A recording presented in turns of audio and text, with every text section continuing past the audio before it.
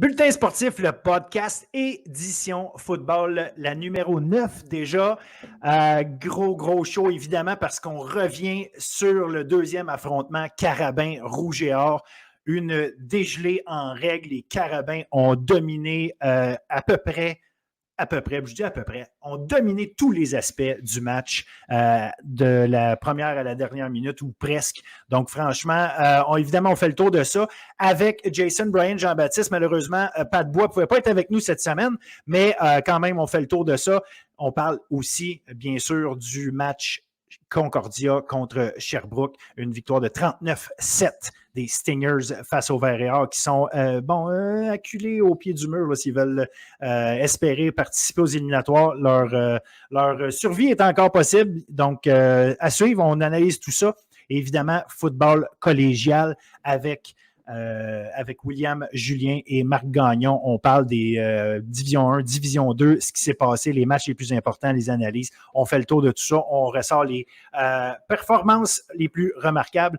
Et avant de vous laisser profiter de tout ce show-là, je veux mentionner une performance remarquable. On a un porteur de ballon à l'Apocatière cette année qui fait un travail formidable. Ce jeune joueur-là est en train de vraiment marquer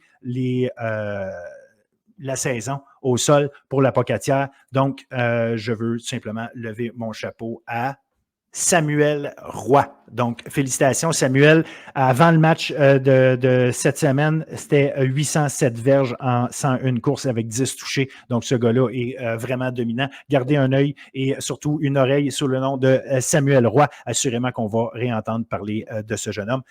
Sur ce, bon show tout le monde. Profitez-en bien.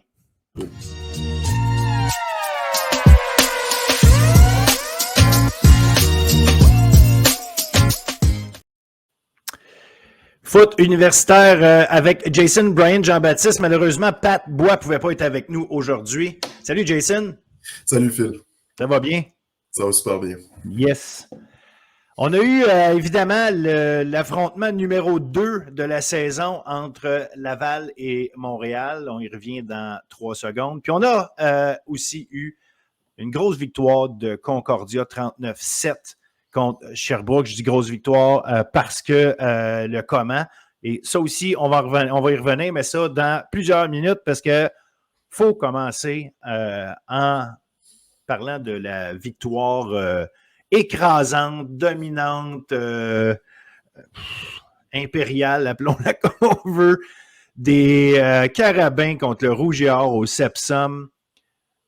C'était un contrôle en règle de Montréal, de Laval par Montréal. Écoute, j'ai rarement vu ça.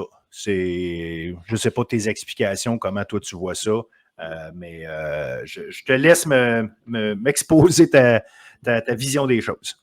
Pour moi, ce que Montréal a fait, c'est qu'ils ont montré, pour moi c'est clair, net, définitif, les Carabins de l'Université de Montréal sont la meilleure équipe de football dans le RSEQ cette année. C'est clair, il n'y a pas de débat. Pour moi, ils l'ont prouvé dans ce match-là. Pour moi, le jeu clé de ce match-là, c'était le jeu de Nicky Farinaccio. À partir de ce moment-là, où il fait l'interception, puis qu'il amène l'attaque des Carabins à la porte des buts, puis que Joe Sénécal marque un touché à la course, pour moi, le match est... Je n'ai pas envie de dire fini, parce qu'évidemment, le Rougeur a continué de jouer, mais à partir de ce moment-là, les Carabins ont vraiment réussi à s'affirmer puis prendre le contrôle, puis ils n'ont jamais redonné le contrôle au Rougeur. Défensivement, vraiment le travail des Carabins défensivement, le niveau de physicalité, leur travail avec Bruno Lagacé, Harold Messiaen, leur ligne défensive avec Ocho, puis tout ce groupe-là, que vraiment la pression qu'ils ont réussi à mettre sur Arnaud Desjardins, le nombre de passes rabattues qu'on a vu durant ce match-là, c'était vraiment impressionnant. Il n'y a eu aucun moment où tu as senti que l'attaque du Rougeur était confortable. Arnaud Desjardins, non, je pense que c'était pas son meilleur match. Il y avait clairement des passes qu'il a ratées. Il y a clairement eu des moments où il aurait peut-être pu avoir des meilleures décisions. Mais globalement, je donne le crédit à la défensive des Carabins. Puis, l'élément qui m'a le plus surpris, c'est clairement... de un, je pense qu'il faut souligner le travail des coachs des Carabins. Notamment, cette année avec la ligne offensive, Mathieu Pronovo, le travail de cohésion qu'ils ont eu avec la ligne offensive. Ils ont des blessés en milieu de match, puis ils arrivent toujours à changer, qui mettent un garde à centre, un centre à garde, un tackle à garde, peu importe les situations. Ce groupe-là arrive toujours à trouver de la cohésion, puis donner vraiment un mur pour protéger Sénécal, puis lui permettre de prendre des décisions. Puis ce qui m'a aussi surpris, c'est le travail des unités spéciales des Carabins avec Jean-Samuel Blanc, leur coordonnateur des unités spéciales, leur capacité à vraiment limiter les gains du rouge et or sur des retours de beauté. Franchement, ça a vraiment mis l'attaque du rouge et or dans des positions vraiment peu favorisables, avantageuses plutôt. Et ça a vraiment limité le travail du rouge et or en attaque. Exactement. Puis ce que je remarque de ce que tu me dis, puis c'est dans chaque phase de jeu, les Carabins ont été dominants. Puis, on pourrait mentionner ça sans arrêt. Tu as parlé de l'interception de Nicky Farinaccio. Ça, c'est un élément que je trouve intéressant, pas juste parce que oui, c'était ça a ouvert la porte, là, on dirait, à tout le reste. Avant ça, c'était un début de match serré là, d'un côté comme de l'autre. On essayait d'avancer, on ne réglait rien, mais c'est que Nicky Farinaccio, le jeu d'avant, se fait prendre avec une punition de hors-jeu. Ouais. Et là, le jeu d'après, c'est lui qui s'en va se positionner pour aller faire l'interception, faire un retour après ça, qui a presque ramené d'ailleurs pour un toucher. T'as ça, pour commencer, qui est une excuse-moi, une démonstration de comment cette défensive-là peut rapidement se remettre dans le bon mood, on dirait. Quand il arrive de quoi, on est vraiment focus. Et là-dessus, ça, c'est une bonne explication. Une bonne démonstration, excuse. L'autre aspect, c'est, comme tu disais tantôt, la ligne défensive. La ligne défensive, avec une pression à 3, mettre autant de pression sur Arnaud Desjardins, pour que ça fonctionne autant, c'est aussi parce que la tertiaire empêchait Desjardins de lancer à sa première puis à sa deuxième lecture. La pression n'est pas nécessairement toujours arrivée extrêmement rapidement, c'est juste qu'elle était là. Puis Desjardins avait pas le temps de prendre sa décision jusqu'au bout, disons. Et quand Desjardins a essayé de se sauver, il y avait toujours quelqu'un. Donc, il n'y avait pas de brèche, malgré tout, dans la ligne défensive des Carabins qui arrivait à mettre sa pression. Puis Desjardins n'avait juste pas d'option devant lui parce que la tertiaire faisait son travail aussi. Fait que ça c'est un autre élément. Et évidemment, comme tu l'as mentionné, Ojo qui fait un super travail. Un gars dont on parle trop peu souvent, c'est Gabriel Maisonneuve sur cette ligne défensive-là. D'ailleurs, Gabriel Maisonneuve, encore un très gros match. Quelle stabilité, toujours. On dirait qu'il donne toujours le même niveau et d'effort et de résultats.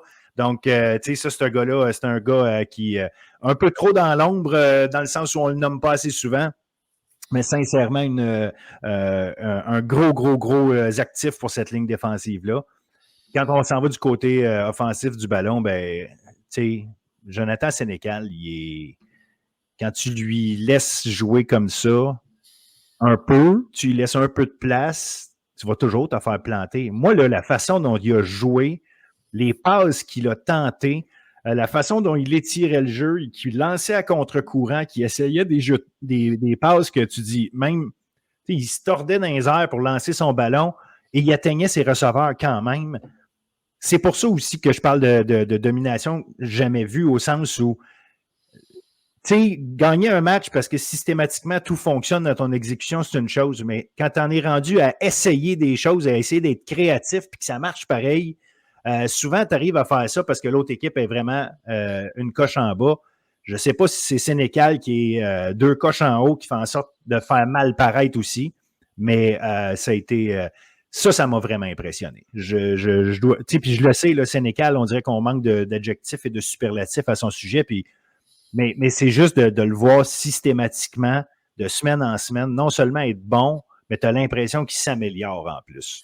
100%. Puis, je suis d'accord avec toi. Puis pour moi, ça parle à quel point le football aujourd'hui, on le voit maintenant au niveau professionnel, à quel point la position de carrière peut tellement avoir un impact sur ta capacité à dominer puis prendre le contrôle du match. Puis quand tu as un joueur comme Sénécal qui, vraiment, tu le sens en contrôle, tu sens qu'il est capable de tout faire puis qu'il a peur de rien. Il n'y a aucune zone du terrain où il ne peut pas placer le ballon. Puis s'il n'y a pas des options ouvertes pour des passes, mais il va courir le ballon, puis il va prendre des bonnes décisions. Puis pour moi, ça montre justement. Puis je pense aussi que, il faut le dire, Gabriel Cousineau, là, il est en train d'avoir une très bonne saison en play calling. Oui, je sais que Sénécal, il est exceptionnel comme joueur, mais si tu regardes l'an passé, ils avaient des blessures, ils avaient des soucis au niveau de l'attaque, mais je trouvais quand même que Cousineau il était encore en train d'essayer des affaires, puis de caler certaines choses. Puis là, tu vois qu'il y a vraiment eu une belle amélioration, qu'il a appris des choses, puis qu'il continue de progresser. Puis son travail au niveau du play call cette année, vraiment d'amener des bonnes idées, notamment avec Carl Chabot, l'utiliser comme un peu un porteur de ballon, des Oui, choses comme ça, effectivement, où tu vois que il était placé comme porteur de ballon sur c'est certains jeux, ça, Chabot directement, oui. c'est ça, tu vois, il y a des choses comme ça dans l'attaque, puis je pense aussi que le travail de cette ligne offensive-là permet justement de tester des choses. Tu vois que ça offre de la polyvalence, puis cette polyvalence-là, on l'avait vu notamment l'an passé avec le Rougeur, l'attaque du Rougeur, mais là, je trouve que cette année, l'attaque des Carabins a vraiment une belle polyvalence, il y a une belle complémentarité entre le jeu de course. Même si Sénécal, ça va être le leading rusher, ben, le porteur de ballon en tête, ils arrivent quand même à trouver d'autres choses avec le jeu de passe. Puis globalement, l'attaque est capable de faire exactement ce qu'ils ont besoin pour gagner des matchs. C'est sûr que, à mon avis, à la deuxième demi, je pense qu'ils auraient pu marquer plus de points que ça. C'est peut-être mon seul bémol pour cette journée-là des Carabins. Moi, j'aurais peut-être voulu qu'ils aillent encore plus tester des choses et qu'ils marquent encore plus de points à la deuxième demi, mais je pense qu'ils ont fait exactement ce qu'ils avaient besoin de faire pour juste garder le contrôle du match. Puis ils ont vu que leur défense avait une très belle journée. On a parlé de Jeremiah Ojo, mais Nicolas Roy, Nicky Farinaccio, Kenan Cessir, Bruno Lagacé, ces gars-là ont vraiment eu une très belle performance globale en deuxième demi. Fait que je pense qu'ils se sont appuyés là-dessus, puis ils ont juste continué de faire des choses en attaque pour garder le contrôle du match. Exact. Puis, tu sais, c'est ça. Regarde, Redval Keta a quand même fait du bon travail, mais il a couru 8 fois. Fait qu'à un moment donné, tu ne peux pas t'attendre à ce qu'il y ait 125 verges non plus. Mais on a bien utilisé Keta. D'ailleurs, je trouve qu'il a joué.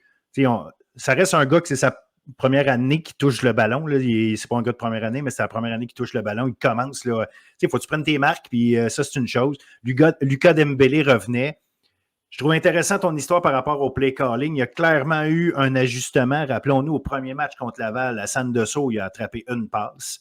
Et là, il en attrape 9.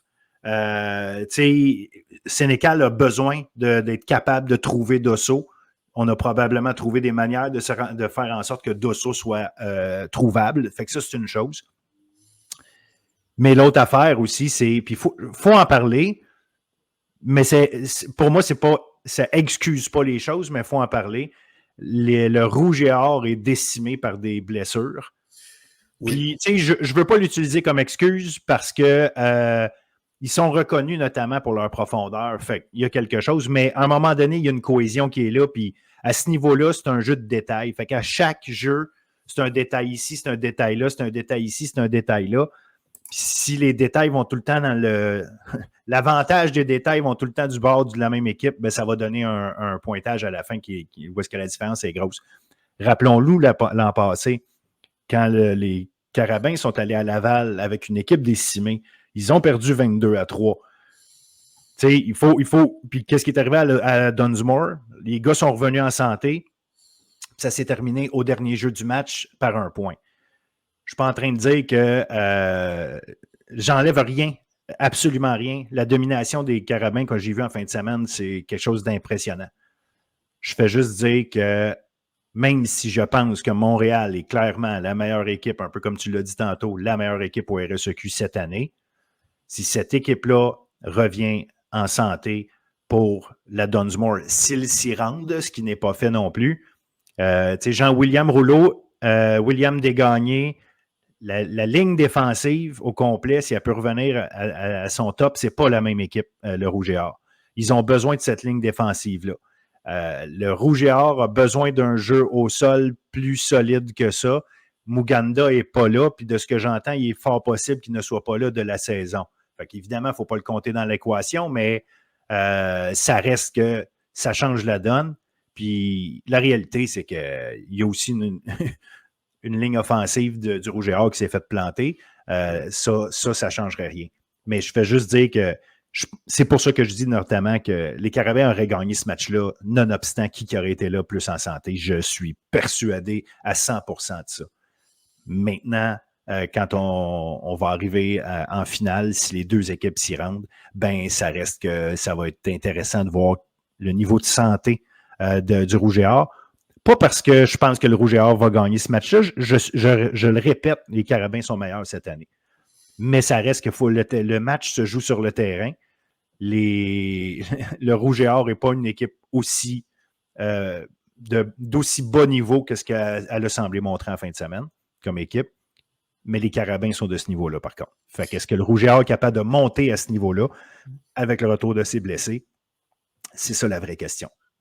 Mais tu sais, c'est un bon point que tu amènes, mais je pense aussi que la réalité, c'est que même s'ils reviennent, puis on l'a vu l'an passé avec les Carabins, quand leurs blessés sont revenus, quand tu joues une Dunsmore puis tes blessés reviennent, je sais que tu as pratiqué, je sais qu'il y a de la préparation, les coachs font leur travail, c'est beau, mais la réalité, c'est qu'il y a quand même un écart de cohésion à cause du temps perdu Vraiment. que tu n'auras pas quand tu vas jouer ce match-là. Fait que pour moi, je pense que tu as dit que Muganda, ça se peut qu'il soit pas là. Pour moi, ça, c'est un élément quand même assez négatif pour le Rougeur parce que je pense vraiment qu'ils ont besoin d'un jeu au sol pour supporter Arnaud. Arnaud, au courant de la saison, j'ai trouvé qu'à la première moitié de la saison, il a montré des belles choses, notamment sans Kemal Mittal à certains moments. Mais là, je pense que la pression qu'il reçoit, des défenses adverses et tout ça, je pense que ça rend son travail plus difficile. Évidemment. Le fait de ne pas avoir un jeu au sol qui peut le supporter ou de juste faciliter certaines tactiques en attaque, pour moi, ça, c'est un élément qui va être à surveiller. Je suis très curieux de voir comment ils vont se ressaisir puis comment ils vont essayer d'apprendre de cette défaite-là parce que la réalité, c'est que c'est une bonne équipe de football. Puis je trouve que quand même, à la deuxième demi, on l'a mentionné, ils ont fait jouer beaucoup de jeunes. On l'a vu, le talent. Il y a quand même des jeux qui ont été faits par certains de ces joueurs-là. Oui. Je pense que ça a été de la bonne expérience pour eux. Fait que si on est capable de revoir les blessés, de bien se préparer pour les prochaines semaines, d'un peu se ressaisir, il y a du positif. Pour moi, la saison n'est pas terminée. Les Carabins ont montré que c'est la meilleure équipe en ce moment, mais t'as pas besoin d'être la meilleure, t'as pas besoin d'être l'équipe du moment pour gagner. Tu as besoin d'être l'équipe pour un match. Fait que s'ils peuvent remporter un match, ils peuvent se rendre loin, le Rouge et Or. Fait que pour moi, je suis pas inquiet par rapport à ça. Ça va juste être de voir comment ils peuvent se ressaisir puis apprendre de leurs erreurs. Ben, ça oui. Puis, tu sais, on le dit, là, faut jouer le match, peu importe c'est qui. Peu importe c'est qui. Faut que tu joues le match cette journée-là, faut que tu le gagnes. Puis, la saison veut, entre guillemets, rien dire. Rendu à ce match-là, ben, en fait, pas en guillemets, elle veut rien dire au sens où j'ai un match à aller jouer là, je suis prêt pour les matchs importants. Fait que les éliminatoires, on recommence à zéro. À part mentalement, par contre, ça peut, théoriquement, tu es prêt. L'autre chose que je soupçonne, c'est que à la Dunsmore, on verrait si Muganda n'est pas là, si ce que j'entends, c'est vrai. Si Muganda n'arrive pas à revenir au jeu, surveillez bien Sean Valentine. Ce gars-là a joué un match cette année. Les courses explosives, il y en a dans son match. Surveillez Sean Valentine comme arme cachée pour le Rouge et Or. Je suis persuadé qu'on va trouver une manière de l'utiliser dans le champ arrière du Rouge et Or en éliminatoire. Ça, en tout cas, c'est ma lecture, elle vaut ce qu'elle vaut. Je le dis souvent, je suis un gérant d'estrade, mais la réalité, c'est que pour moi, ce serait la façon pour le Rouge et Or d'aller se créer une forme de momentum avec le jeu au sol. Parce que oui, les porteurs de ballon qui sont là sont bons, ils font un travail, mais la grosse course, là, l'explosion, ça prend ça, puis on ne le voit pas avec les joueurs qu'on a là actuellement. Même si, comme je dis, il y a des bonnes courses, il y a du bon travail qui est fait, là, c'est pas ça. Une course de 7-8 verges ici et là, on en a, là, c'est pas ça. Mais une course de 35 verges, une course de 45 verges que Muganda était capable de te donner, s'il y en a un dans le lot à Laval qui est capable de le faire, si ce n'est pas Muganda, je pense que ça peut être Sean Valentine. Fait que moi, je surveillerai ça. Puis, ça va absolument prendre un retour de Rouleau et compagnie sur la ligne défensive si on veut pouvoir vraiment compétitionner. La ligne offensive de Montréal est solide cette année. Là. Ah ouais, ils sont bons. Ils sont excellents cette année. Je pense que ça fait à peu près le tour. Je ne sais plus s'il y a autre chose qu'il faudrait rajouter. À part, j'ai très hâte de voir les éliminatoires, voir où est-ce que ça va aller. Parce que s'il y a un match numéro 3 et une millième fois encore Montréal-Laval à la Dunsmore, il va rester encore bien des choses à dire et on aura l'occasion d'en reparler. Il y a eu évidemment... Oui, vas-y. Ouais, j'allais dire, si on peut finir là-dessus, moi, je suis très curieux de voir si Sénécal va remporter joueur par excellence au Canada. T'sais. Parce que les autres candidats, c'est le carrière de Laurier, Taylor El Gersma, je ne sais pas si je peux prononcer son nom, puis tu as Evan Hillock pour Western, que les deux, Taylor, il mène en verge au Canada, puis tu as Hillock, la dernière fois que j'ai checké, il mène en touché par la passe. Ces deux joueurs-là, dans le OUA, qui connaissent des saisons exceptionnelles, puis que leurs deux équipes, ils ont des fiches parfaites ou à une défaite. Donc, je suis très curieux de voir comment les gens qui s'occupent de ça vont évaluer, parce que Sénécal il est vraiment en train d'avoir une performance. Quand tu regardes la totalité, puis à quel point ce joueur-là systématiquement domine, puis qu'est-ce qui amène à cette équipe des Carabins, je suis très curieux de voir la comparaison face à d'autres carrières dans les autres conférences. Oui, puis on aura la chance d'en reparler, puis tu as raison, mais moi, mon point de vue, je l'ai écrit, puis je le redis, si pour toi, Sénécal n'est pas le numéro 1 au Canada, c'est que tu ne regardes pas les matchs. Tu regardes juste des feuilles de statistiques. Puis oui, si tu regardes des feuilles de statistiques, les chiffres sont là pour Hillock et les carrières de Laurier. Mais la façon, c'est la façon. Ouais. Sénécal, pour moi, est en avant d'eux autres par une longueur de terrain. Concordia contre Sherbrooke. Évidemment, il faut parler de ce match-là. Une domination de Concordia au pointage, aux statistiques, mais ce qui a été vraiment fascinant, c'est le début de ce match-là. Comment on a pu commencer le match de cette façon-là. Je résume vite ceux qui ne l'ont pas vu. À 1 minute et demie ou 2 minutes et demie du début du match, il y a Concordia qui est à sa ligne de 20 avec un 3e et 3 grains d'herbe à passer. Puis on décide évidemment d'y aller avec Adrien Gay, comme à l'habitude.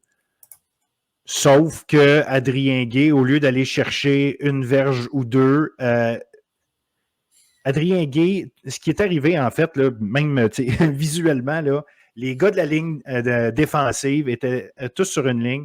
Ce qu'on a fait, c'est qu'on a essayé de cut bloc, on s'est lancé à terre tout simplement pour essayer de couper la ligne de bloc en avant. Et le travail un travail d'un secondaire, que sa job, c'est de venir finir la job. Les gars de ligne défensive, évidemment, se lancent dans les jambes, mais se trouve qu'il y a un gars de ligne offensive, le centre, pour ne pas le nommer, qui évite ces blocs-là, va bloquer le secondaire. Adrien Gay, au lieu de se lancer trop vite, a eu le temps de voir tout ça en avant de lui, passe à côté de tout le monde qui est couché par terre et traverse 90 verges, touché. Tu dis, bon, wow, OK. Shit happens, comme on dit, Ouais. puis ça peut arriver, OK. Mais 3 minutes plus tard, la situation la même, sauf qu'au lieu d'être à son 20, il est au 49 de Sherbrooke et il se passe exactement la même chose. C'est pas le centre là, qui bloque, là, je me souviens plus c'est lequel. Bref, un joueur de ligne offensive. Même chose. Tu vois Gay éviter, il recule pour éviter les codes blocs, là, pour être sûr que tout le monde a sa place pour tomber. Puis ultimement, ben, il fait le travail, puis ça marche. Fait il fait 49 verges, puis là, ben, c'est 14-0. Fait que c'est comme ça que le match commence. Et que dire de plus? Comment s'en sortir une fois qu'on a commencé comme ça? 100%. Pour moi, ça, c'est juste des erreurs critiques qui changent complètement la dimension d'un match. Puis c'est très difficile de se ressaisir puis de repartir à zéro quand tu as des erreurs aussi catastrophiques, entre guillemets, parce que ça change la dimension du match, ça met de la pression sur ton attaque, sur ta défense, ça change ta manière de caller le match. Fait que pour moi, Sherbrooke se sont clairement mis dans le pétrin par ces deux erreurs-là. Puis du côté de Concordia, je veux quand même prendre le temps de... je trouve qu'ils continuent encore de progresser, notamment Olivier Roy en attaque. Je trouve qu'il a développé une belle alchimie avec Ezekiel Tied. Oui. Tu vois que ça se développe, tu vois qu'il y a des bonnes choses qui continuent de s'enligner. Là, cette semaine, c'est avec Duante Morgan qui sont réussi à courir le ballon. Encore une fois, le travail de cette ligne offensive-là qui continue de s'améliorer puis qui font de la belle job dans tout ce qui est genre des blocs sur des jeux au sol. Vraiment, chapeau à eux, ils continuent de faire du bon travail. Puis défensivement, encore une fois, le Concordia, ils font la job. Ils mettent de la pression, ils exécutent leur plaqué. Mendel Joseph, encore une fois, ce gars-là est vraiment le fun à regarder. Il est explosif, il frappe fort, il est juste, il est technique. Vraiment, c'est pas le plus gros, hein, quand tu... puis voir comment il cogne, oui, effectivement, puis c'est un sacré bel ajout, là. Il devient un de mes joueurs préférés à garder en défense cette année dans les RSEQ. Pour là, il est juste, c'est un gars comme l'énergie qu'il amène puis qui frappe, j'adore ça. Fait que globalement, défensivement, Concordia, encore une fois, ils sont justes, ils font la job. Puis pour moi, c'est vraiment qu'est-ce qui explique leur succès cette année. Fait qu'honnêtement, je suis très curieux de voir comment Sherbrooke sont vraiment pas en train d'avoir une bonne saison. Sont ravagés par les blessures, oui, mais je pense que il va falloir qu'ils continuent de s'ajuster puis de revoir leur manière d'approcher ces matchs-là. Puis surtout, ils vont devoir revoir leur manière de juste confronter l'adversité pour pas qu'une erreur catastrophique devienne une autre erreur catastrophique. Au bout d'un moment, c'est comme, il faut être capable de te ressaisir dans le moment, puis de passer à autre chose, move on to the next play, puis il faut que tu exécutes. Parce que si tu laisses ce genre d'affaires-là t'affecter, au final, les erreurs vont s'empiler, puis tout devient pire. Parce que Sherbrooke, ils ont des joueurs de talent. En défense, je pense à un Dylan Côté, je pense à un Karl Marchessault. C'est des gars de talent, par exemple, en défensive. Anthony Robichaud, c'est un carrière qui peut faire le travail. Fait que, ils ont des bonnes choses. Je pense aussi au jeu au sol, Jonathan Martel. Pour moi, ça, c'est un gars qui a été une révélation cette année, notamment sur les retours. C'est un joueur qui court bien, c'est un joueur qui a une belle explosivité. Pour moi, c'est un élément clé qui peut être utilisé pour la suite des choses.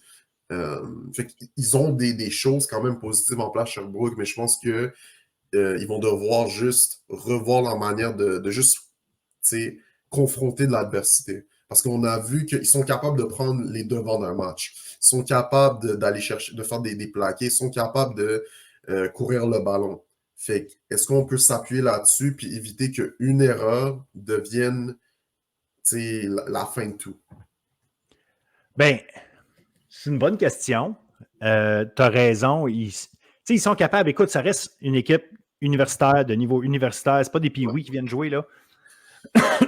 Donc, ils sont capables. Tu l'as dit, il y a des éléments dans les matchs de Sherbrooke qui, à chaque fois, les placent, on dirait, dans une drôle de situation. Mais, parce que, je dis mais, parce que Sherbrooke, là, 2 fois cette saison, ont pris les devants clairement dans un match, puis ont fini par le perdre. Une fois contre Concordia, une fois contre McGill. Ces 2 matchs-là, s'ils les gagnent, on leur place en éliminatoire est est quasiment bookée, puis on n'en parle plus. En fait, elle serait bookée, puis on n'en parlerait plus.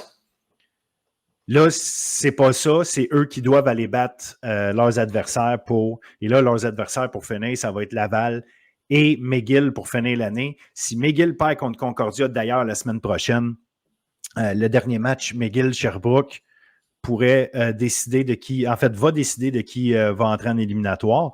Donc, tu sais, c'est encore possible pour Sherbrooke, mais la façon dont les choses se passent, effectivement, cette année, c'est... on dirait que c'est déception par-dessus déception. Je ne sais pas là-bas comment ils le voient, mais quand je dis déception, ce n'est pas ma déception à moi face à des attentes.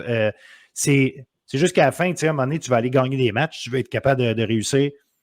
Puis quand tu vois qu'à la fin de la saison, 2 fois de suite, tu te fais battre sur un QB sneak, puis au total, tu donnes 139 verges dans les 5 premières minutes du match à cause de ça. 139 verges au sol au carrière substitut, qui en passant est reconnu pour savoir courir. Fait que c'est pas ça l'histoire, c'est vraiment le fait de donner 2 fois des longs gains comme ça sur un jeu qui est somme toute assez banal dans le football canadien, là. Fait que ça, c'est une chose. En plus, tu te fais bloquer un botté au début du deuxième quart par William Castonguay, qui est retourné pour un toucher. Fait que c'est ça aussi les touchés que tu t'es fait donner. Quand je dis déception, c'est des affaires comme ça. Si tu regardes ça et tu te dis, hey, on dirait que ça te donne le goût c'est des downers dans un match, ça. T'as beau dire, là, hey, on est résilient, puis j'en doute pas une seconde. S'il y a une affaire qui est sûre à 100% dans ma tête à moi, c'est que Sherbrooke, collectivement, c'est une équipe qui n'abandonne pas. La mentalité de coach Lecomte puis du monde autour de ça, ça ne rentre pas dans la tête de personne l'idée d'abandonner. Fait que c'est pas ça qui se passe. C'est pas de l'abandon, c'est juste que sur le terrain, il y a une exécution qui est pas là, puis qui est plus là. Puis je vais donner une statistique à cet effet-là. L'année passée, Sherbrooke a fini la saison avec le meilleur ratio de revirement en finissant la saison à +8.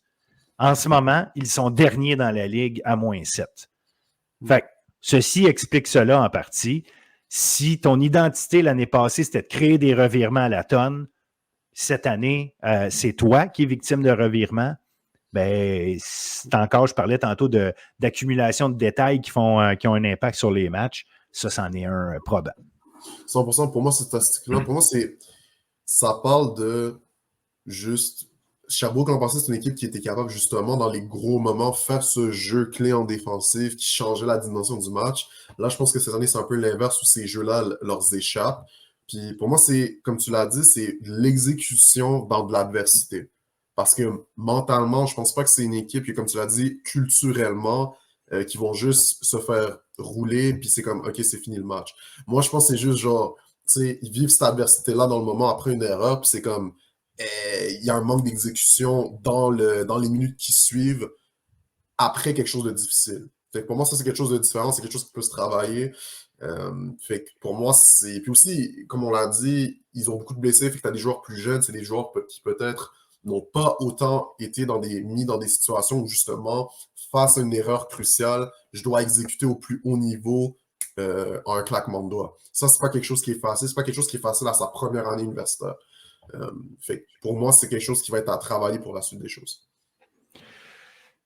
Yes. Fait qu'écoute, à suivre parce que, comme je disais, Sherbrooke, encore espoir à suivre.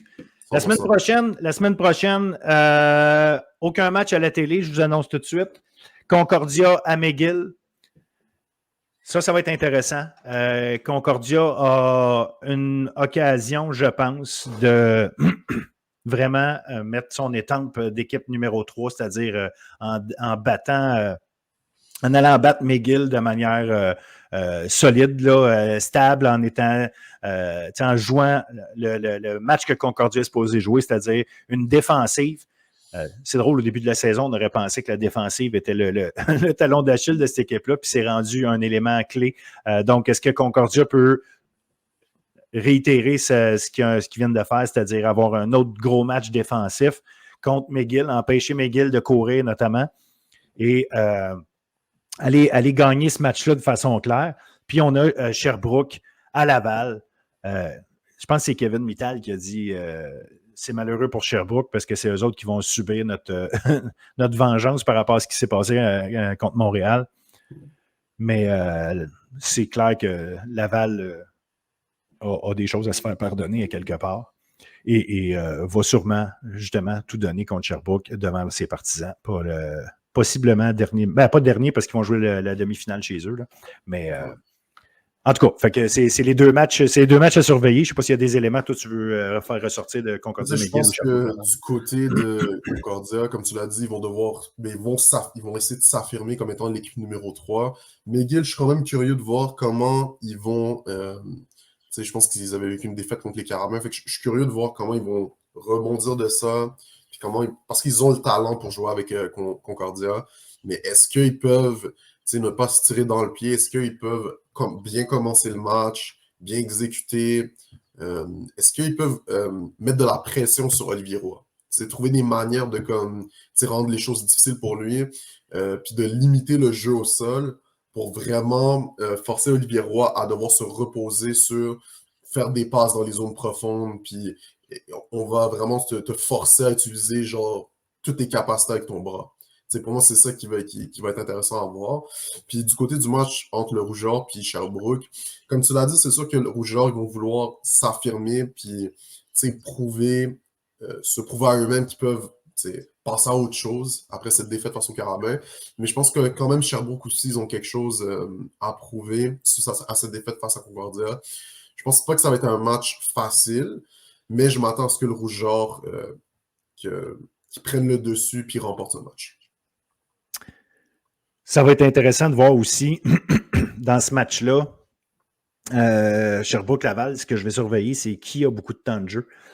Parce qu'au-delà des blessures des joueurs qui ne jouent pas du tout, il y a ceux qui jouent qui ne sont peut-être pas à 100%. Mais en même temps, Laval, c'est leur dernier match de l'année. La semaine d'après, ils sont en vacances. Donc, en tout cas, c'est un élément que je vais surveiller parce que je ne suis même pas capable d'imaginer que Laval va échapper ce match-là.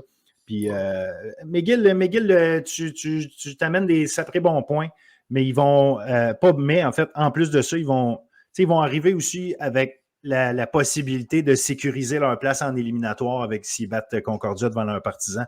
Ouais, il y a quelque chose aussi à aller chercher pour eux qui serait vraiment intéressant. Si tu n'es pas obligé d'aller à Sherbrooke, garantir ta place en éliminatoire. En tout cas, ça va être à suivre. Ouais, puis pour le Rouge-Or, en parlant de Kevin Mittal, je veux voir, parce que Mittal, il joue bien, je pense pas qu'il y a un problème avec lui, mais ils n'ont pas eu encore, je trouve, entre Arnaud et Mittal, le match iconique où quand Mittal attrape genre 3 passes de toucher. J'aimerais voir ça face à Sherbrooke. C'est vraiment un match dominant de Kevin Mittal, genre comme on l'a vu l'an passé. Il a connu une bonne saison, les matchs où on l'a vu jouer cette année, mais vraiment un match où tu vois que inarrêtable, la connexion est là. Je pense pas qu'on a encore vu ça. Puis je pense que son absence, puis le fait d'être revenu après une blessure, il a bien joué comme j'ai dit, mais vraiment le match apex dominant, je pense pas qu'on a encore vu ça, fait que j'aimerais vraiment voir ça face à Sherbrooke. Oui, puis je demeure curieux de savoir à quel point sa blessure à la cheville le dérange malgré tout. Parce qu'il a quand même dû recevoir une injection de cortisone pour pouvoir être en mesure de jouer les 2 derniers matchs. Donc, à quel point il est dérangé par ça, j'en ai aucune idée. Là. Je fais juste poser la question. Donc, savoir qu'il y a un match la semaine prochaine, mais qu'après ça, il y a un congé. Est-ce que c'est possible qu'il ne joue pas contre Sherbrooke ou très peu, justement pour pouvoir le ménager, s'assurer que son fameux match Apex dont tu parles se passe en éliminatoire? Donc, il y a ça. Donc, en tout cas, regarde, malgré tout, il reste bien des histoires à suivre. Fait qu'on se reparle de ça, on regarde tout ça. Comme je dis, les matchs, je dis regarde, là, mais les matchs ne sont pas diffusés à la télévision. Ceci dit, McGill web diffuse. Oui, c'est payant, mais vous pouvez regarder le match de Concordia contre McGill vendredi soir. Et Sherbrooke à Laval, c'est à 13h dimanche. Rendez-vous à Québec. Allez voir ça si vous voulez avoir du football universitaire et vous mettre sous la dent. Je te remercie encore une fois, Jason. Ça fait plaisir, Phil. Bonne semaine. Bonne semaine à vous. Merci d'écouter.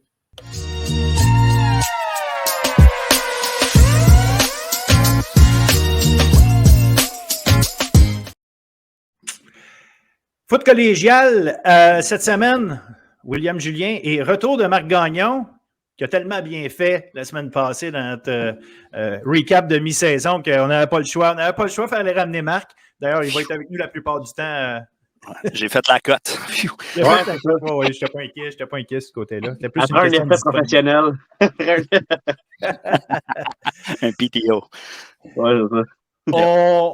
On va y aller, encore une fois, évidemment, avec notre analyse de D1 et D2. En Division 1,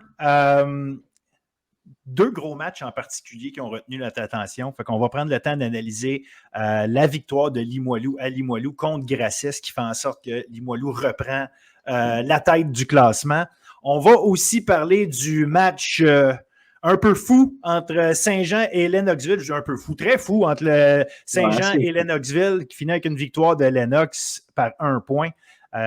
Donc, on va analyser tout ça. Et rapidement, évidemment, on a eu la victoire de Vieux-Montréal contre Vanier et Notre-Dame contre Garneau. Messieurs, on va commencer avec Grasset contre Limoilou. C'était le choc des Titans au haut du classement. Limoilou, il y a 2 semaines, parce qu'évidemment, on parle tout le temps d'il y a 2 semaines, il y avait une pause la semaine passée. Limoilou avait reçu une genre de leçon, ou en tout cas un gros wake-up call par Saint-Jean qui avait trouvé une manière de les faire mal paraître défensivement, ce qui n'était pas peu dire. Mais là, Limoilou s'est repris de très, très, très belle façon contre une équipe très complète, très solide, que représentent les Phoenix d'André Grasset. Une victoire de 36-21 de la gang à Dave Parent. Je vous laisse la parole, les gars. Qu'est-ce que vous avez retenu de cette performance-là? William. Will. Bon, écoute, je peux y aller en premier. Écoute, mais écoute, ce que j'ai aimé, c'est vraiment cette équipe-là a profité du fait qu'elle a eu une semaine de congé pour vraiment étudier André Grasset à la lettre. J'ai trouvé que Limoilou, dans ce match-là, dans toutes les facettes, avait bien joué, avait bien fait ses devoirs. On a surtout évité les revirements dans ce match-là. On a été excellent. Puis écoute, on a couru avec le ballon. On a fait mal au front défensif de Grasset. Moi, c'est ça qui est mon point le point important dans ce match-là. Cette équipe-là n'avait pas. Il n'y avait personne qui avait été capable de courir contre Grasset cette année. Et là, on le fait avec merveille du côté de Limoilou. Jérémy Ouellet a seulement lancé 17 fois le ballon. Il y a eu 204 verges quand même, mais on l'a seulement fait lancer 17 fois. Joey Marcotte court pour 104 verges, Alex Bezo pour 88. Alors, tu as 2 porteurs de ballon qui ont eu un gros match. Olivier Côté, 33 et Johan Deguire, 23 verges. Donc, on a donné le ballon de différentes façons. Oui, Bezo, c'est un gros jeu, évidemment, son jeu de 88 verges, mais on a quand même couru avec le ballon pour plus de 150 verges dans ce match-là, si tu enlèves la course de Bezo. Donc, la course de Bezo, oui, mais effectivement, tu n'étais pas loin de 250 verges. Donc, c'est exceptionnel là, ce qu'on a réussi à faire du côté de. Puis, on a fait mal, on était bon dans les tranchées. La ligne offensive de Limoilou a été exceptionnelle dans ce match-là. Et c'est pas pour rien que ce match-là finit par plus d'une possession, 36-21. Moi, j'ai vraiment aimé la façon dont Limoilou s'était préparé pour ce match-là. Puis, ils ont prouvé que c'était encore l'équipe à battre, selon moi, avec cette performance-là. Toi, Marc, comment tu as vu ça? Ben, pour moi, j'ai vu une équipe de Limoilou, en fait, qui est revenue à son ADN de base. Et voilà. C'est de contrôler la balle, c'est d'être physique, c'est d'être bien préparé. C'est ce qu'on a vu. La résultante, c'est ça. On n'a pas essayé de se dénaturer non plus. Donc, on est resté dans ce qu'on est puis ce qu'on fait de bien. Puis, on a exécuté. Puis, c'est ça, au bout du compte. Puis, ce qui est pas arrivé nécessairement avec Grasset. Il y a eu beaucoup trop de fumbles, de balles échappées dans des moments clés où il faut que tu exécutes. Contre Limoilou, tu ne peux pas te permettre les demi-mesures, donc tu dois exécuter. C'est juste ça. En fait, mon gros takeaway, c'est ça. Regarde, on a une équipe qui croit en ce qu'ils font, puis ils l'ont exécuté. Puis, et une chose qui est arrivée du côté de Grasset qu'on n'a pas vu souvent cette année, c'est que souvent, ils ont eu des 3e essais et longs. Plus que habituellement, habituellement, ça va être des 3e échos, on est capable de courir avec la balle et tout. Là, on a eu des 3e et long. Et j'ai senti Pépé Gonzalez un peu plus dénaturé dans un sens, si vous me permettez l'expression. Parce qu'on dirait que c'était un peu de l'inconnu à ce moment-là. Et c'est pas une excuse, là. Je pense que c'est juste des choses qui arrivent. Tellement que Limoilou était prêt, il a fallu essayer d'aller chercher le match par d'autres alternatives. Puis, je pense que c'est ça qui a fait la différence aussi. Ben, tu sais, rappelons l'histoire du match un peu. Là. Dès le premier jeu du match, un méga retour de beauté. Après ça, on s'installe, bang, on s'en va marquer immédiatement. Fait que, tu sais, on s'installe, puis c'est 7-0, paf. Mais dans le fond, Limoilou n'était même pas encore dans sa game. Là. Ils n'ont même pas eu le temps, je pense, d'être ébranlés par ça. Il n'y avait rien de toute façon à l'être. Il faut être patient dans un match. Mais à partir de là, c'est 29 points consécutifs de Limoilou. Une séquence de 29-0 contre Grasset, là, c'est quelque chose. Là. Mais malgré ça, moi, c'est un match que j'ai trouvé intéressant pour ça. Oui, vous avez raison, Pepe Gonzalez a été déstabilisé toute la game. La pression qui était là. Mais Gabriel Taché a été blessé dès la première séquence. Il n'est pas retourné au jeu. On me dit que c'est par mesure préventive surtout, puis c'est bien correct. Les éliminatoires approchent, puis c'est bien correct. Il n'y a pas de problème avec ça. La réalité, c'est que je ne sais pas à quel point Gonzalez, pour lui, ça l'a dérangé de ne pas avoir son go-to guy là. Donc, ça peut être une chose, mais je ne veux rien enlever à la pression qui a été faite, puis le travail en défensive qui a été fait par Limoilou. Mais je pense qu'il y a peut-être eu un peu de ça, de un. Par contre, même si c'est 29-7 à un moment donné, Grasset s'en va marquer 2 touchés, mais ça, 29-21. Puis Grasset aurait pu avoir une chance d'aller créer l'égalité. Mais à un moment donné, c'est De Geer qui fait son botté de dégagement. Grasset, dans une logique là, de l'affaire, Grasset aurait dû reprendre le ballon avec un certain momentum en se disant, écoute, là, on vient de marquer les 2 derniers touchés, on force Limoilou à botter. Non, là, on a un match de foot. Mais qu'est-ce qui se passe? Le botté est moins long qu'on s'attendait. Puis, dans ces situations-là, on le voit très souvent. Tout le monde garde son bloc en pensant que le retourneur va arriver assez vite pour venir le chercher. Mais dans ce cas-là, c'est De Geer allumé au maximum qui, dès qu'il a botté le ballon, il est parti à la course. Il n'a pas hésité, lui. Et c'est lui qui a récupéré son ballon. Qu'est-ce que ça a fait? Ben, bang, touché après ça à Xavier Beaudoin. Donc, tu sais, excuse-moi. Oui, c'est ça, Xavier Beaudoin. Puis, pas n'importe comment, là. Xavier Beaudoin reçoit la passe en plein milieu de la zone de Limoilou, non, de Grasset, excuse. Ouais. Il se défait de la couverture de Bright Rukondo, qui n'est pas le dernier venu, puis il frappe Raphaël Lemieux, le maraudeur. Au même moment, les deux se cognent. Mais c'est Lemieux qui tombe, puis Beaudoin reste debout. C'est ça, exact. Ça va jusqu'au bout. La fraction de seconde pour se rendre compte qu'il est encore debout, il n'y a personne. Il continue, il se rend jusqu'au bout. Et c'est ça qui met le dernier clou dans le cercueil de Grasset à ce moment-là. Mais cette séquence de jeu-là, je trouve que malgré tout, elle résume un peu le match de Grasset, c'est-à-dire des moments de flottement qu'on n'a pas vu de la saison. On a senti cette équipe-là ébranler à certains moments puis de jouer d'une façon qu'on ne les a pas habitués. Mais ça, il faut donner le crédit à Limoilou qui a mis de la pression sur toutes les phases de jeu. Exact, et c'est pour ça que je disais que c'est un match où Grasset a fait face à une adversité qu'elle n'avait peut-être pas eu à ce niveau-là, du moins. Donc, c'est pour ça qu'on est ébranlé. Puis, tu sais, tu as parlé de la pression, puis ça, je veux amener un point là-dessus. C'est la façon dont on a amené de la pression. C'était des blitz déguisés. Ça arrivait de partout, là. C'était pas quelque chose qui était prévisible. Limoilou avait amené. Tu sais, c'était intéressant de voir la stratégie défensive aussi derrière tout ça pour déranger Grasset. Puis, effectivement, c'est clair que la perte de Taché a fait mal. Mais c'est quand même, je pense que c'est pas juste ce moment-là, tu l'as bien mentionné, Phil, quelques moments dans ce match-là qui résument un peu le match de Grasset, c'est que on a peut-être fait, on a été ébranlé à des moments opportuns où on n'aurait pas dû l'être. C'est ça qui a fait la différence. Parce que Grasset n'a pas joué un si mauvais match que ça. Ils ont juste seulement fait. Tu sais, le match a fini 36-21 un peu à cause des erreurs de Grasset, parce que sinon ce match-là est plus serré. Mais je pense quand même que Limoilou était la meilleure équipe sur le terrain dans ce match-là.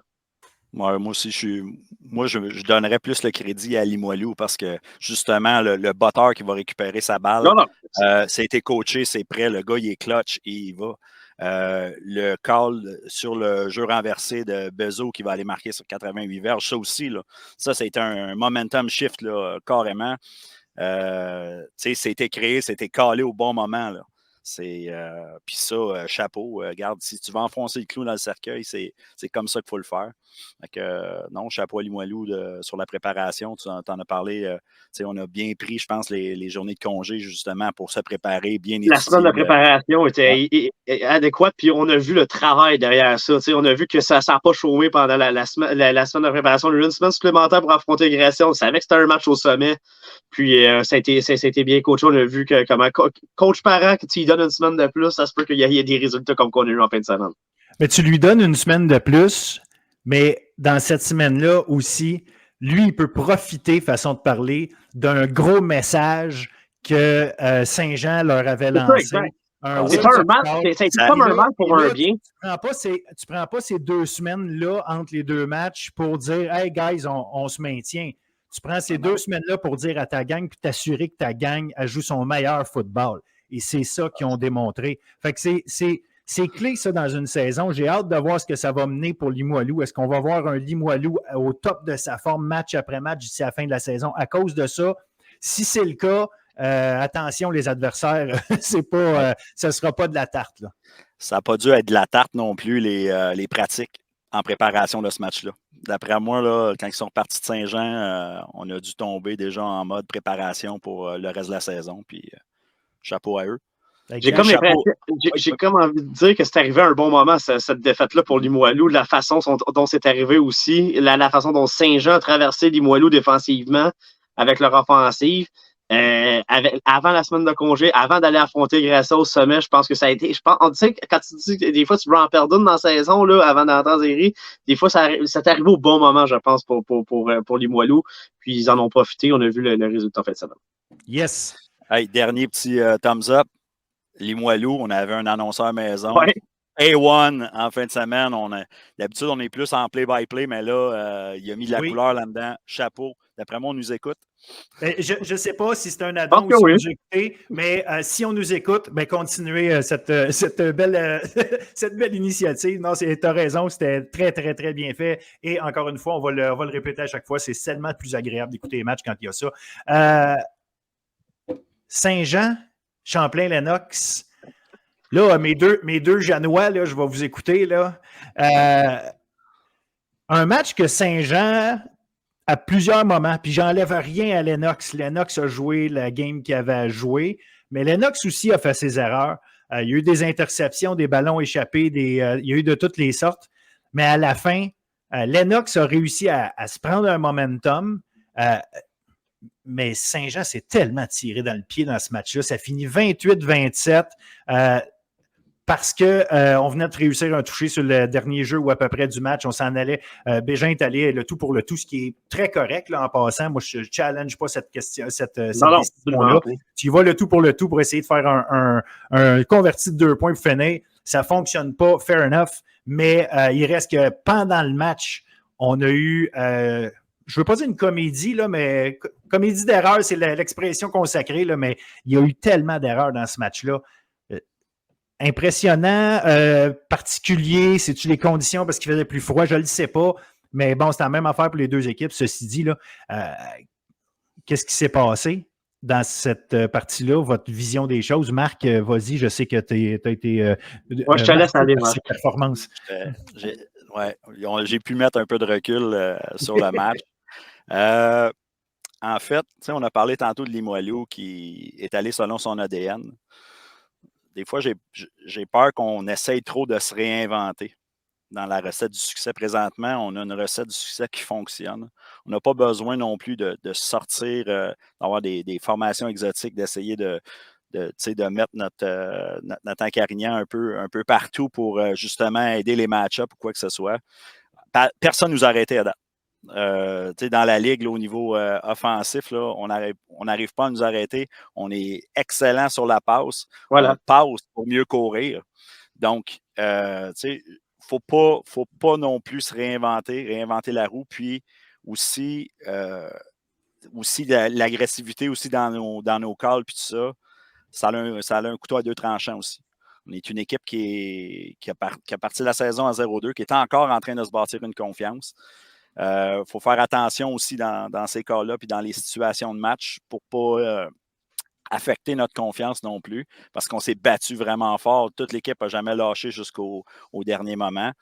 On repart chez nous avec un petit goût amer dans la bouche, mais je pense que. Puis aussi, on a eu 5 turnovers. Là, j'en ai calculé 5. Fait que c'est sûr qu'il va falloir couper là-dessus. Fait que ça serait pas mal ça, ma vision du match. J'aurais pu, je ne rentrerai pas dans le détail non plus parce que ça a été un match captivant. Là. Ça a été vraiment un super match. On a eu vraiment un beau spectacle des deux côtés. Mais ouais, c'est pas mal mes observations primaires. William. Écoute, Marc a des très bons points là-dessus. Je pense, surtout que les Saint-Jean venaient d'effectuer une belle remontée en fin de match. Tu avais 28-14 Lennox. On marque 2 touchés rapidement. Moi, je ne questionne pas d'y aller pour 2 points. Moi, je suis un coach offensif. J'aurais probablement été pour 2, moi aussi. On est d'accord. Mais, tu sais, des fois, c'est le choix de jeu. Moi, je pense que le choix de jeu, peut-être, puis tu sais, je critique pas personne. Puis je pense pas que je connais ça plus que n'importe qui, surtout pas Dimitri Morin. C'est pas lui que je vais challenger. Mais tu sais, des fois, Marc a parlé plus de d'essayer d'être trop. Moi, c'est le terme trop sexy. Des fois, on essaie d'être trop sexy. Les Chiefs de Kansas City, des fois, font ça dans des situations. Des fois, ça marche, des fois, ça marche pas. C'est sûr que ça marche plus souvent que d'autres choses. Mais tu sais, des fois, vas-y avec ta bonne vieille recette. Tu sais, Limoilou n'est pas sorti de son plan de match. Et ils ont quand même, c'était une grosse ligne défensive, celle de Grasset. Ils ont quand même réussi à courir, puis ils ont pas arrêté de courir. Et ça a marché au final. Saint-Jean, je pense qu'on a voulu, tu sais, c'est pas Lennox qui a fait son travail défensif pour contrer Carnian. Je pense que Saint-Jean l'a contré lui-même. On l'a joué Y, on l'a joué Z, on l'a joué X. On a voulu aller chercher les confrontations avantageuses, c'est clair. Puis je comprends ça. Là, on a Marc, il comprend aussi dans le monde du qu'on veut faire ça. Parce qu'on le fait trop. Félix Joly a eu un gros match. Bravo, là, Olivier Théroux aussi. Mais je pense qu'on a mal utilisé Carnier. Je n'irai pas jusque-là, mais je trouve qu'on s'est quand même mis dans des ballons, dans les roues. Lennox a fait un excellent travail, clairement. On avait fait nos devoirs, mais je pense qu'on l'a peut-être mal utilisé. Puis je veux pas envoyer de flèche à personne, là, mais j'ai pas senti que c'était habituellement, Carnier, on l'installe, puis les jeux marchent quand même, puis il va chercher 200 verges par match. Là, il va en chercher que 57. Y a-t-il quelque chose? Mais je comprends. Je comprends votre point, ton point, William, quand tu dis, tu sais, on a peut-être essayé de trop faire avec Carignan pour tout le temps, tu sais, le placer, mais puis ultimement, tu sais, Carignan s'est peut-être pas démarqué autant qu'il aurait pu parce que c'est pas comme si on avait tenté 14 passes sur lui non plus puis qu'à chaque fois, il y avait une passe. Non, je sais, puis il y en a qui ont fait des belles couvertures serrées contre lui. Exact. Mais... Fait que c'est ça que je vais leur donner. L'autre chose, tu sais, puis c'est pas foncièrement tout le temps un mauvais match non plus, dans le sens des géants, dans le sens que, tu sais, Champlain, là, quand ils s'en vont, tu sais, Dumais s'en va réussir le strip sack à un moment donné sur le jeu. Il faut lui donner là, le jeu qu'il est allé faire. Là, puis tout de suite, ben, bang, on a payé pour. Tu sais. Il est arrivé des situations dans le match où défensivement, Champlain-Lennoxville a fait sa job. Non, mais j'enlève pas de crédit à Lennox non plus. Là. Le jeu de Carignan, là, Carignan, quand on est sur un 4e essai puis on s'essaye, là, Carignan, il a le ballon dans les mains. 99,9% du temps, il finit avec. Pourquoi il finit par l'échapper? Sur le jeu, je n'arrive pas à voir si le débit est au ballon. La balle est un peu en arrière de lui. Ouais. Il m'a dérangé, mais le ballon s'est rendu aux mains de Carignan. Puis, regarde, c'est pas un robot, là. Ça se peut qu'il en échappe une. Mais ceci dit, c'est un jeu risqué. Deuxièmement, Carignan échappe ce ballon-là. Puis je vais donner encore une fois probablement le crédit au joueur défensif de Champlain qui dérange assez Carignan pour qu'il échappe le ballon. Fait, et moi tu sais, je suis d'accord avec votre vision du fait qu'on a été probablement trop sexy à certains moments. Mais à la fin, Champlain a su réagir probablement en restant ce qu'ils sont, en faisant leur travail, en arrivant à mettre de la pression sur Théroux malgré tout. Oui, il a fait 360 verges, mais on a coupé des passes à des moments clés. On l'a intercepté 2 fois. Ça faisait longtemps qu'on n'avait pas intercepté autant, puis qu'on l'avait dérangé de la sorte. 360 verges parce qu'il a clutché. Il y a un long jeu à Félix Joly sur le toucher à Joly. Ouais. Un jeu exceptionnel. Là. Barsalou, un long jeu à 53 verges. Qu'est-ce que vous en avez pensé justement de voir Barsalou plus souvent comme receveur plus impliqué? Je sais qu'on le voit souvent qui va s'installer, mettons, comme centre-arrière ou quelque chose, parce que là, on crée une confusion, sachant qu'il peut passer le ballon. D'ailleurs, il l'avait fait à Félix Gagnon contre c'était contre Limoilou, justement. Mais là, l'utiliser vraiment comme receveur qui est allé faire des jeux, je trouvais ça intéressant aussi. Mais je pense c'est un peu du sexiness de l'affaire. Quand ça marche, c'est cool. Non, mais c'est un peu ce que les GA voulaient faire. C'était un peu le plan avec Barcelou, surtout avec l'émergence de Théroux. Tu ne veux pas laisser Barcelou sur le banc parce qu'il a des qualités athlétiques exceptionnelles. Donc, tu veux l'avoir, il est capable de courir. On l'a déjà vu par le passé, que c'était un carré très mobile qui était capable de bien courir le ballon. Donc, je pense que c'est un peu comme le Tyson Hill des GN, dans un sens, là, la façon dont on l'utilise. Je déteste pas ça. C'est pas nécessairement. Ça, moi, c'est plus dans dans des décisions. Mais il y a eu. Je pense que les Géants auraient pu gagner quand même ce match-là. Mais les Lennox a joué un fort match. Les Lennox a joué quand même un fort match, même s'ils ont eu aussi leurs erreurs. Mais je pense qu'il est là le point important, Phil. Tu as parlé d'une équipe qui a gardé son identité tout le long du match. C'est pour ceux qui sortent avec la victoire, je pense, dans ce match-là. Ouais. Pour en revenir à Barsalou, c'est sûr que l'absence de Cyr aussi comme tight end. Oui, exact. C'est terrible. A fait aussi que Barsalou a plus de temps de jeu. Puis j'adore l'aspect physique qu'il amène. Il est capable de, tu sais, avec son épaule, avec son coup d'épaule, il est capable de changer un momentum. Ça, c'est le fun, on en a besoin. Oui, puis pour en revenir aussi à Lennox, ils ont été clutch dans des bons moments aussi après des turnovers, une interception. Qu'est-ce qu'on est allé? La longue passe, on met ça dedans. Ça fait mal. On les a aussi en première demi. On a porté la balle à plusieurs reprises pour ultimement essayer une passe aussi, isolée, puis un autre touché là-dessus. Fait que non, tu sais, honnêtement, Champlain-Lennox n'a pas grand-chose à se reprocher. Et un point que j'aimerais amener, là, c'est O'Doherty-Lenko, il a été bon quand ça comptait. Quand ça comptait, il a fait les gros jeux. Il y a 2 interceptions, mais il y a 3 balles de toucher. Il a seulement lancé le ballon 19 fois, alors que les GIA l'ont lancé 44 fois. Mais quand ça comptait, je trouvais qu'il a été chercher les gros jeux. Puis il y a un qui a eu un bon match défensivement, c'est Antoine Fournier qui ne m'a pas fait regretter de l'avoir mis dans mon top 3 la semaine d'avant défensivement. Puis n'oublions pas, s'il vous plaît, Sacha Jout-Klang qui était comme porteur de ballon en remplacement de Jerry Momo. 14 courses, 109 verges, donc puis un touché. Wow. Fait que, ce que j'aime beaucoup. Quand on pense qu'ils ont un gros duo de porteurs de ballon, mais non, c'est un trio. Il en arrive un autre. Puis c'est verges après le premier contact aussi qui est vraiment intéressant. Là. Il amène un aspect à la Momo un peu. Il y a juste un petit détail qu'il faut prendre en note du côté de Champlain, puis c'est sûr que les coachs vont sûrement déjà travailler dessus, c'est le nombre de fumbles au niveau des remises. Il a dû en voir. J'ai dû en voir 5, mauvaises remises. Oui, absolument. Au niveau du timing, ça, c'est quelque chose qu'on ne pourra pas garder si on pense d'aller loin. Il y avait une remise même en situation d'under center qui avait été échappée aussi. Donc, il y avait un peu de difficulté là-dessus. Mais oui, je pense que si nous autres, on l'a vu, les coachs. Il n'y a même pas de doute. Il n'y a même pas de doute. Puis, tu sais, c'est un match rempli de petits détails. On n'a pas parlé du dernier jeu de la première demi. Félix Joly capte un ballon, se fait arrêter par Dumais à la ligne d'une demi-verge. Ça, c'est une demi-verge. C'est un match, lui, Alexis Dumais. J'étais vis-à-vis la ligne. Là. Effectivement, il est arrêté une demi-verge. Fournier, Dumais ont joué tout un match. Honnêtement. Là. Oh, qui frappe fort. Dumais. 2 missiles. On l'a entendu là, quand il est allé saquer Théroux. C'était de beauté. Yes. Bon, fait que ça donne ce que ça donne pour le moment. Donc, ça place Limoilou au sommet, comme j'ai dit tantôt, avec Grasset, les deux à 5-1. Limoilou, évidemment, l'avantage de sa victoire contre Grasset. Champlain-Lennox est à 4-2. Saint-Jean est maintenant à 3-3. On a Notre-Dame qui est à 4-2 en vertu d'une victoire de 20-0 contre Garneau. Match ultra défensif que Notre-Dame a fini par aller prendre parce qu'ils ont réussi à marquer là, quand c'était le temps. Mais bref, en gros, une performance défensive là, dans ce match-là. Et c'est NDF qui, finit par se placer à 4-2 quand même, toujours au 3e rang. Garneau à 2-4. Et on avait un autre match qui mettait aux prises 2 très, très grands rivaux historiques du football collégial D1 au Québec.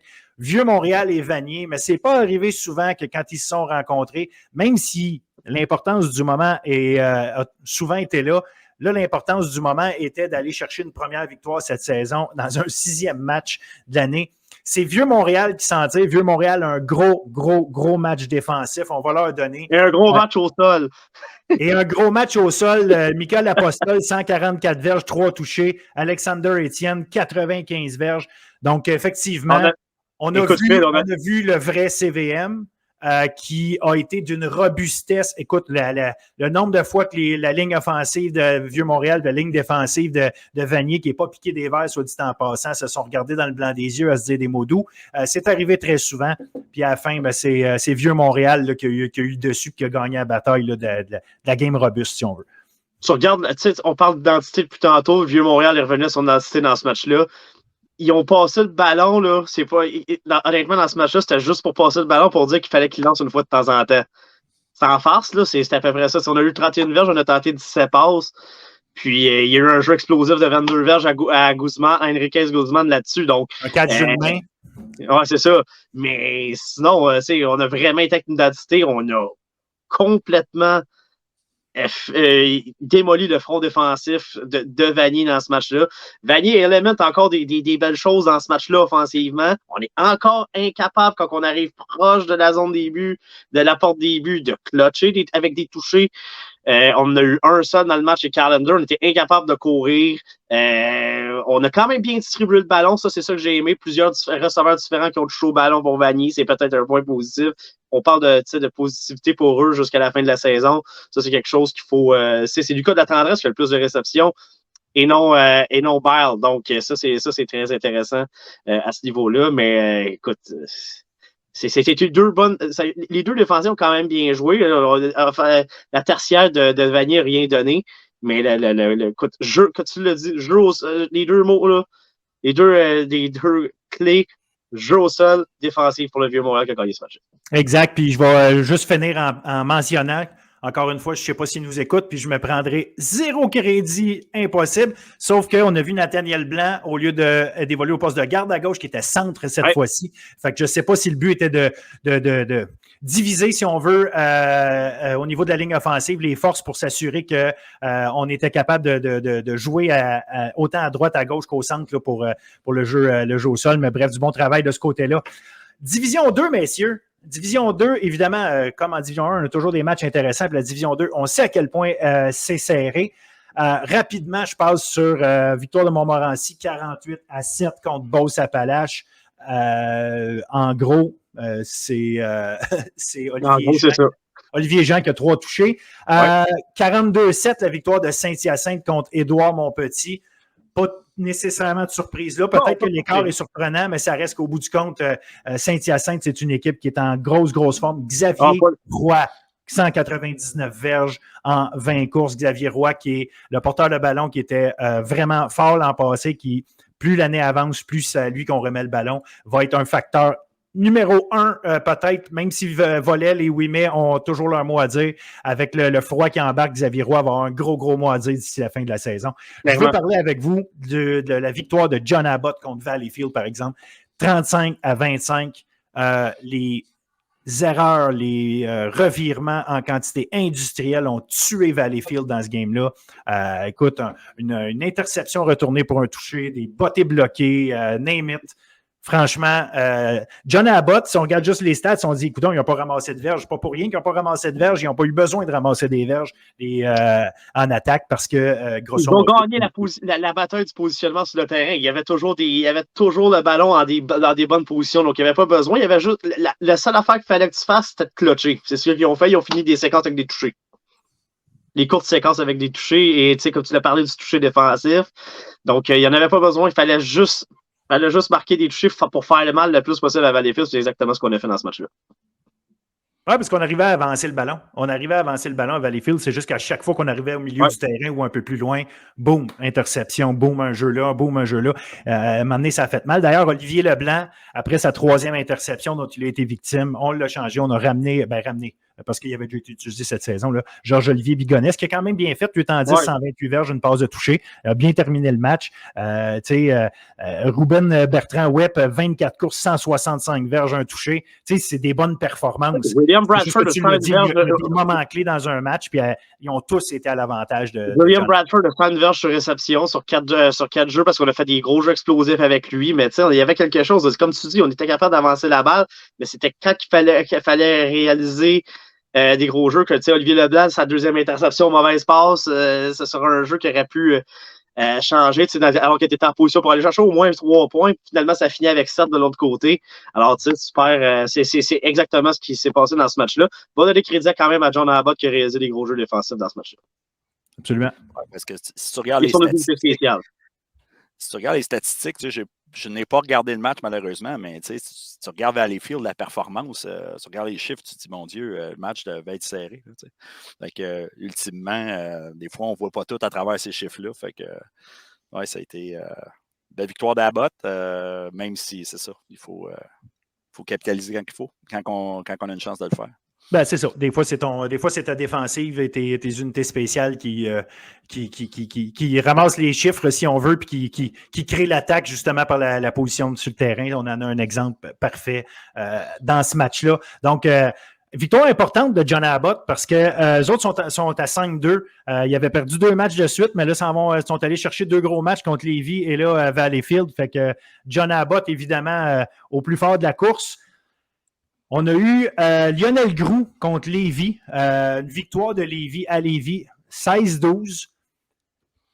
Lévis, 22 courses pour Bourgault pour 88 verges. Donc, tu sais, 88 verges, ce n'est pas la plus grosse performance, une moyenne de 4 verges. Ça veut dire que Lionel Groux a fait son travail contre lui. Tu sais, c'est pas ça. Je pense que c'est un manque d'exécution par la voie aérienne au niveau de Lionel Groux. 8 en 31 pour 154 verges. Fait que, oui, on réussit tout le temps un long jeu ici et là. Liam McGonigal est toujours là pour réussir un bon jeu, mais à la fin, clairement, Lévis a été capable de mettre la main sur ce match-là, contrôler le match, puis ultimement, c'est un match, évidemment, les défensives ont été solides quand ça finit 16-12. Donc, grosso modo, c'est ce que ça donne. Fait que ça inflige une deuxième défaite à Lionel Groux cette année. Et Lévis à 4-2 sont toujours là.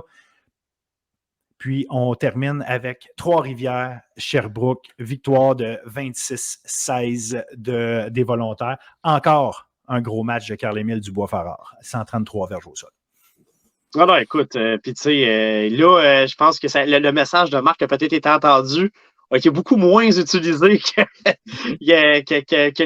les autres matchs. Donc, on parlait de surutilisation, ça a été bien fait. Écoute, on l'a utilisé dans les moments qu'il fallait l'utiliser. Et je pense que c'était ça la clé.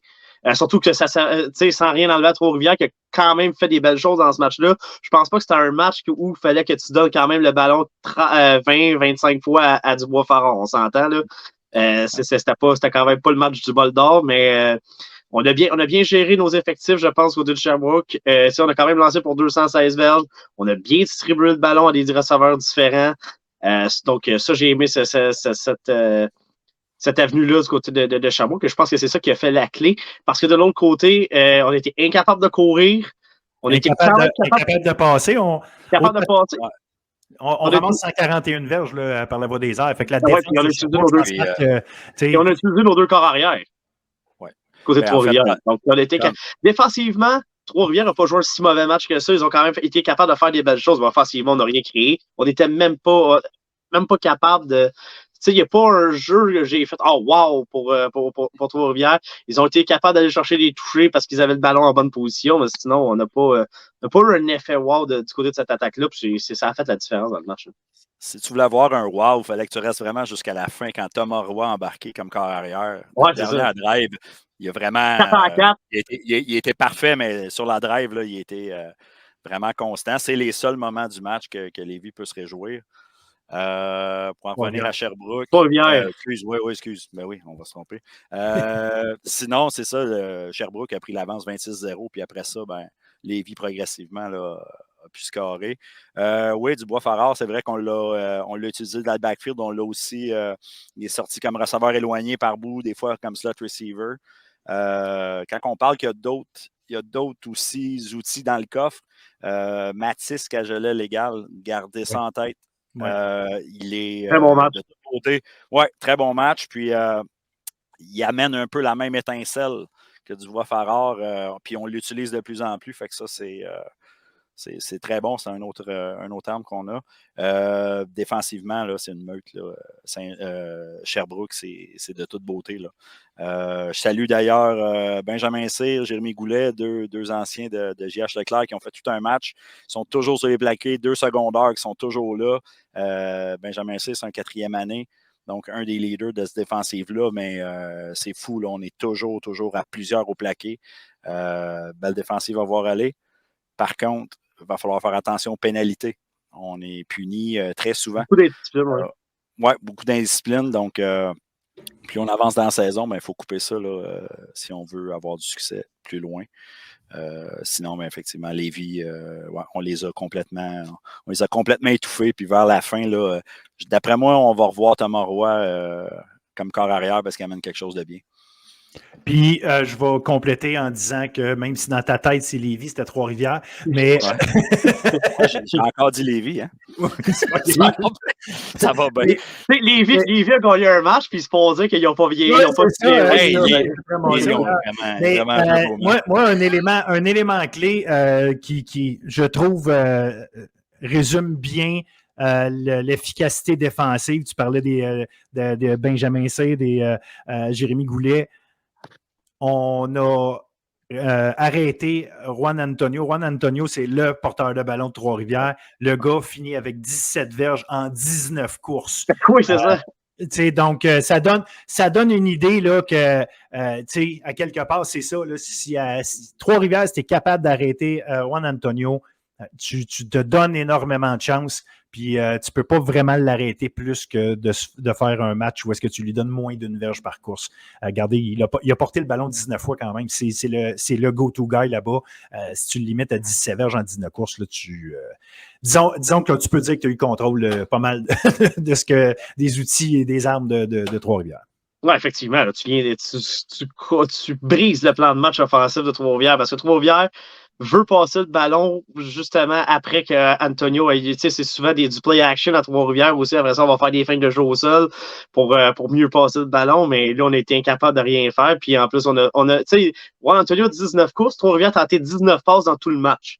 Fait que ça te donne une idée, ça donne du poids sur le point de fil, c'est que quand tu dis que c'est le joueur, on était capable. Donc, Sherbrooke, encore une fois, Sherbrooke, c'est une équipe, là, tantôt on parlait de sexy, Sherbrooke, c'est une équipe qui, à chaque année, encore, fait pas dans la dentelle, mais joue dans l'efficacité, puis ça rapporte, ça donne des résultats comme ça. Yes. Semaine prochaine, on a des gros matchs en D1. Oui. En fait, il reste 2 semaines à la saison régulière. Limoilou, Notre-Dame, grosse bataille. Je pense que Notre-Dame là, a une saison en dents de scie, probablement une occasion vraiment unique là, d'aller vraiment se positionner comme une équipe dangereuse en vue des éliminatoires. Victoire ou défaite, c'est une chose, tout va être dans le commun. Donc, la défense de Notre-Dame contre la défense de Limoilou, là, ça peut être très intéressant de ce côté-là. Champlain-Lennoxville contre Grasset. Lennox joue bien là, depuis un bout de temps, puis Grasset revient d'une défaite. Ça va être à surveiller. Vanier à Saint-Jean. Est-ce que la défense de Vanier est capable de retenir Saint-Jean? Je pense pas. Honnêtement, je pense pas. Là. Est-ce que le match, en fait, le match, peut-être que Saint-Jean ne marquera pas 40 points, mais je pense que Saint-Jean est trop fort offensivement pour ne pas en marquer 20 ou 30. En fait, c'est le genre de ce que l'offensive de Vanier va faire contre Saint-Jean. Puis, on finit avec un Garneau Vieux-Montréal qui va être déterminant. D'une importance capitale. Un match de série avant le temps pour eux. C'est un déterminant pour une place en éliminatoire. Là. Si Vieux Montréal gagne ce match-là, ils prennent la main sur Garneau si jamais les deux équipes finissent à égalité. Donc, majeur pour. J'ai hâte de voir ce match-là. J'ai hâte de voir. Je pense que les deux équipes, je ne serais pas surpris qu'on ait des jeux truqués, des affaires comme ça dans ce match-là parce que les deux coachs vont être. Ça va être un match de série. C'est exactement le mot d'ordre, je pense, qui est dans les deux vestiaires présentement. Ça va être coaché comme un match éliminatoire. Il faut le gagner absolument. Donc, je m'attends à une grosse bataille entre ces deux équipes-là. Ça va être très intéressant comme match. On a CVM sur une pente ascendante. Garneau qui vient de vivre une dégelée. Ça va être vraiment intéressant ce match-là. Vraiment. 4 défaites de suite d'ailleurs pour Garneau, puis c'est ça. En fait, ça va être intéressant de voir si Séné et Rancourt sont en forme parce que. Il y en a un qu'il va falloir qu'il arrête. Il y en a un que la performance qu'il a eue cette semaine, M. L'Apostole, ça va être très difficile. Exact. D2, on a Nsek Édouard Montpetit. Ouais, mais à D2, là, je regarde le match. Ça va être bon pour Marc. La semaine prochaine, c'est Lévis contre Trois-Rivières, donc il va pouvoir dire Lévis tout le. Hey, c'est facile, je vais pouvoir dire Lévis. Je pense que je vais commencer à dire les Diablos. Ah, c'est bon. Salut les gens de Trois-Rivières. Nsek contre Édouard, Lévis contre Trois-Rivières, vous l'avez dit. Montmorency à Saint-Hyacinthe, ça, c'est très, très, très intéressant. J'ai vraiment hâte d'avoir, là, ça va être un élément qui va nous permettre de déterminer à quel point Saint-Hyacinthe est le favori, même si nous autres, on le voit, je pense, tranquillement, pas vite. Je pense que Saint-Hyacinthe est l'équipe à battre actuellement, nonobstant les classements, puis exactement les fiches de tout le monde. Imagine. Saint-Hyacinthe est le baromètre actuellement. Ça va si Montmorency gagne ce match-là, Montmorency va tomber 5-2, tout comme Saint-Hyacinthe. Donc là, ça va venir chambouler encore plus le classement, avec Lévis qui va probablement tomber 5-2 aussi. Écoute, ça va avoir toute une bataille jusqu'à la fin de la saison. Absolument. Puis là, on a Sherbrooke, Beauce-Appalaches, puis on termine samedi soir. Valleyfield à Lionel Groulx. Très intéressant. Je pense qu'on va avoir une pratique à s'assurer de protéger le ballon, ou en tout cas une semaine de pratique à s'assurer de protéger le ballon de ce côté-là. La défense va avoir un travail à faire aussi contre Tristan Thibault notamment. Oui, c'est ça. Et Lionel Groulx, c'est une bonne défensive. Donc, il va falloir éviter les erreurs aussi parce qu'eux, ils peuvent les faire aussi, les gros jeux.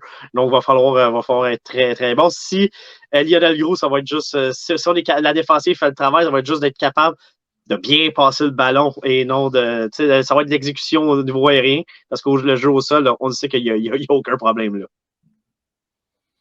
Oui, vraiment. Dans le fond, tout est dans ces matchs-là, c'est de se bâtir un momentum là, pour la fin de saison puis de se préparer pour les playoffs. On est rendu là, on est en octobre. Exact. Oui. Puis, c'est ça, les classements sont tellement serrés que les équipes en ce moment sont en train, parce que tranquillement, on voit le portrait là, des éliminatoires, mais c'est surtout une question de qui va accueillir des matchs de quart de finale. Donc, ça, on joue pour l'avantage du terrain, donc ça a de la valeur partout. Les gars, un gros merci. Un tour d'horizon, encore une fois, de champion du monde. C'était vraiment excellent. Donc, on se souhaite encore du gros football. On se va souhaiter un bon retour de Cincinnati à Marc, un bon vol de retour. Parce qu'on a besoin de quoi la prochaine. Oui, j'ai un vol de Cincinnati, Trois-Rivières direct. Trois-Rivières, attention de ne pas atterrir à Lévis. Excellent. Salut les gars, merci encore, Mike. Salut.